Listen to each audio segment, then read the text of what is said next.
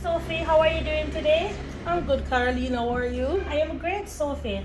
Sophie, today I'm going to be teaching you how to submit an IMS for customs to decoration to customs. At the end of the training, you should be able to operate an IMS4 system. You should be able to enter the information and submit it for processing. Based on your training so far, are you aware of the Asakuda system and have you ever done this before? I'm aware of the Asakuda system, but I've never attempted to have done one. Never. Up until recently, when you got me interested in learning the system, that I feel that I can manage to do it. Okay. At the end of this class, you should be able to, based on your employable skills that I've been interacting with so far, I see you possess a lot. You have the observational skills, you have the problem solving skills, you have the listening skills, and you also have technological skills. So I think this should be an easy goal. So let's get at it. Alright, Sophie, for us to start the process, we need to go on the Google platform and open the Jamaica Customs website to access the platform to submit the entry. So I'm going to open the Google. I'm going to type in Jamaica Customs. Jamaica Customs comes up. I'm going to go onto Jamaica Customs website. Once I go into a customs website, I'm going to look for Asakuda World, which is here. I'm going to click on Asakuda World. It's going to bring it to the home page for the Asakuda system. I'm going to now download the Java, because it uses a Java software that is already installed on the computer. As also a username and a password was generated by Jamaica Customs for us prior to this. In order to access it, you have to have a username and a password. It's already done. I'm going to open the software. Okay, so I'm going to continue to open the software. It is starting the application. Okay, continuing to do so.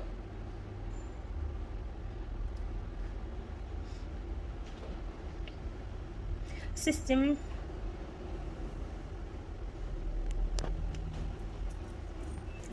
Here it is requiring your login and password, which I'm going to enter.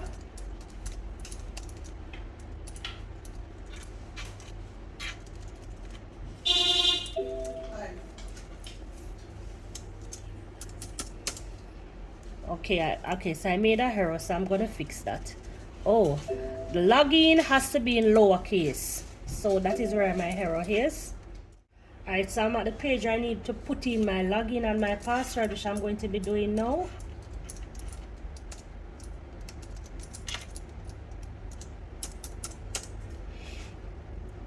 Page is loading.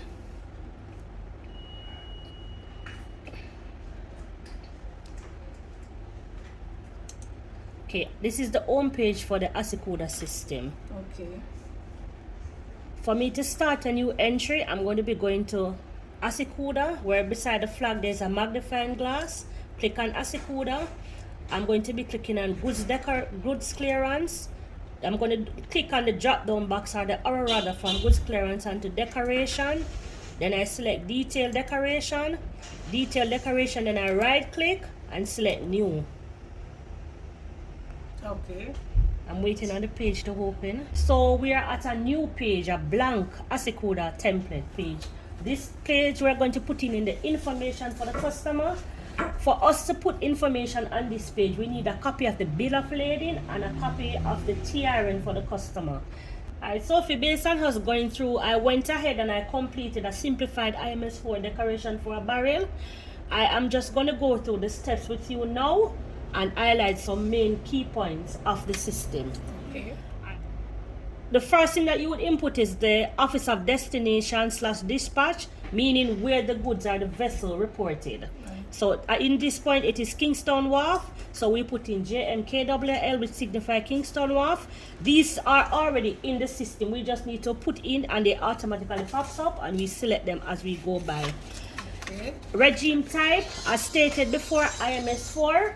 Right. Simplified custom decoration, we select that and it comes up. We put in the exporter / consignee name. This is where the barrel is coming from, who shipped the barrel. It can be either the shipper's name or a personal name, it depends. If there's no personal name, we can go ahead and use the shipper's name. Okay. Next, we go into the importer. Importer is the consignee is the person that is going to importer. Ensure you have the correct TRN number for the importer. If it differs, then you would have to put the information in box 9 if the address is different. One of the key points of the system you have to focus on is the manifest reference number. This is the sequence of which the vessel report into the port of Kingston, and there's a number assigned. This is mandatory, have to be correct. We go and we put in where the goods is located. Goods is located at Kingston Wharf as stated. Kingston Wharf warehouse, it is located. In this, we use a delivery term CIF. CIF means cost, insurance, and freight of the goods. Once the CIF is under $5,000, then it can be completed on the IMS 4. Okay. We put in the package type. It is LCL, we mean less than container load, so we put in the package type. The number of package is 1 barrel. We are doing 1 barrel, and we need to put the tariff code. Tariff code is the classification of the goods, and this used to calculate the duty and taxes for customs or government rather. We put in the tariff code. We have a tariff system that we use. We put in the tariff code, and once we put in the tariff code, we put in the commercial description of the item, which is the food, the bill of lading number that is assigned to the document. For this individual, bill of lading number can only be used once. All right. As we'll start, I will enter into Asikuda world. Waiting for the system. The system is it's downloaded, so go to the bottom left hand corner of your page.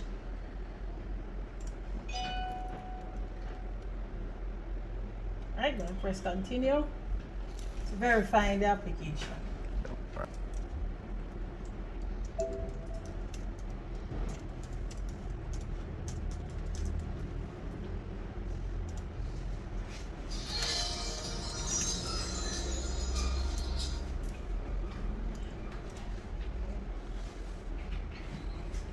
Okay, so this is loaded. This is okay, right, Carly? Yes, that's fine. System is loading.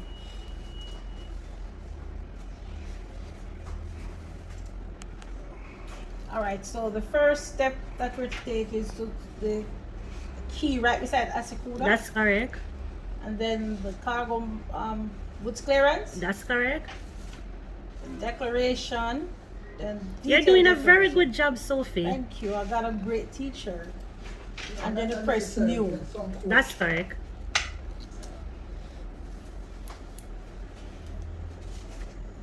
Alright, Carleen. So I'm gonna start by putting in the office of destination being it's Kingston Wharf, is JMKWL. That's correct. Okay, Carleen, I've attempted to do this. I just want you to go through and look and see if I've inputted everything, and I have some simple questions to ask just to verify everything. Sophie, I am looking at this and I can say, awesome, you did a very good job. The observational skills definitely applies to you. Very good, Sophie. What question do you have, by the way?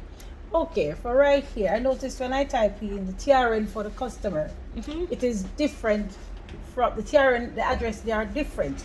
How else can we verify and to make it go through? Okay, once you have a bill of lading and the address on the bill of lading is different from what pops up on the TRN number, the TRN number is generated in the system. The system that we're using, the Asikuda, it's linked to tax office, so it automatically pops up. If it's different, then there's a section on the Asikuda system which is called person responsible or entity. You put the information on the bill of lading in that section. Okay, so go to box 9 right here and type in the correct address what it should be. Okay, let me do that then. Okay, Carly, my other question is the procedure code. I know that when people travel, like they have the paper they got at the airport, the UBA. How do we apply the UBA to this system that they can get their allowance? We first would have to verify or confirm is if the person traveled. In this case, the person did not travel and the shipment is acknowledged as a personal shipment, hence we use 4500. 4500 is the personal code that is used on the customs system. If the person had traveled, then we would have used the 4600 code and also put in a PE1 free code for the allowance to be applied. All right, so in box 37, like I said, we go You and would have change the put procedure, 4600, right? and in Beside it, PE1, just do it so you could see what would happen. You can go ahead and go ahead. PE1, right? That's correct. Okay, so you're gonna hide the page, meaning you're gonna verify it, and you will see that the value would change from what is there now. The reason why the value would change, because the allowance of the $500 would have been applied to the shipment. The allowance wouldn't apply in this case because the person did not travel, and the entry would be requiring us for us to have the travel number, which would be given to you at the airport. Okay, Carlene, I have another question. Suppose I'm doing this and I don't have the correct tariff. How would I find the tariff, and where could I go to get the correct tariff? Okay, Sophie, in this case, if you don't have a physical copy of the tariff is also on the ASICODA system. What you can do, let me show you. You can press F3 in box 33. So I'm going to press F3 in box 33. 1 second, let me show you how this goes. Okay, here you go. The system automatically generates the tariff codes. So here are the tariff. If you are not sure of what tariff needs to be used, there's a magnifying glass. You can put the word here and click on the magnifying glass, and it brings up the tariff code that needs to be inputted on the system. Okay, that's good. Well, that's good. Well, as you can see, I need for you to let me know how well I did. Okay, Sophie, you did very well. You have completed the IMS 4 simplified declaration on your own. The next step now is to print it, and you can either give it to the customer if he or she wishes to clear the shipment on their own, or you can clear it on behalf of the customer. The new policy that has been implemented is that normally in the first lot of customs at the port would be able to do an IMS 4 declaration for customers, but there's a new policy whereas the freight forwarders and the brokers are now required to do the IMS 4 on behalf of the customers once the shipment report and they have all the valid documents. In this case, we do have all the documents, so you can go ahead, print the entry. When the customer comes, you can advise or ask the customer if he or she wants to go and do it on their own, or they want you as a freight forwarder to clear it on their behalf. So good job, Sophie. Very good on your first attempt. Thank you.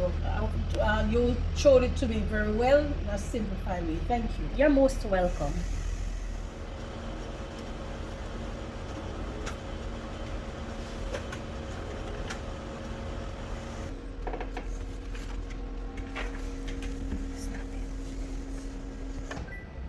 Very good job, Sophie. Very good job. So this is the finished product printed.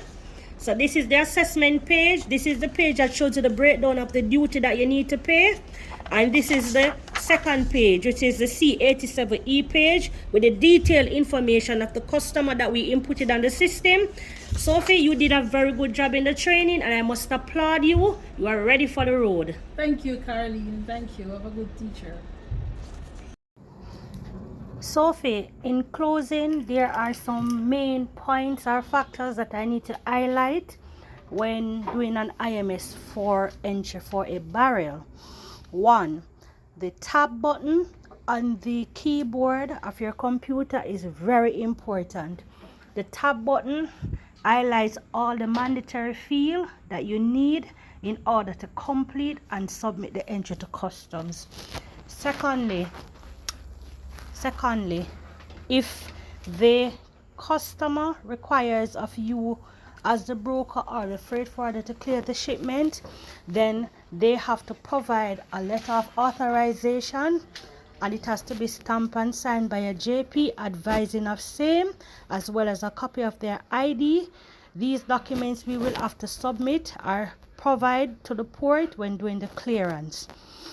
The $6,500, which is on the entry, which is a mandatory or a fixed cost that has now been attached to the entry for barrels that is coming in, that is consist of food and clothing. Kindly note, if customs check the barrel and when they check they see appliance and other stuff apart from food and clothing, based on their discretion, they might let you go, and or that there's a possibility that you will be charged an additional cost for these items.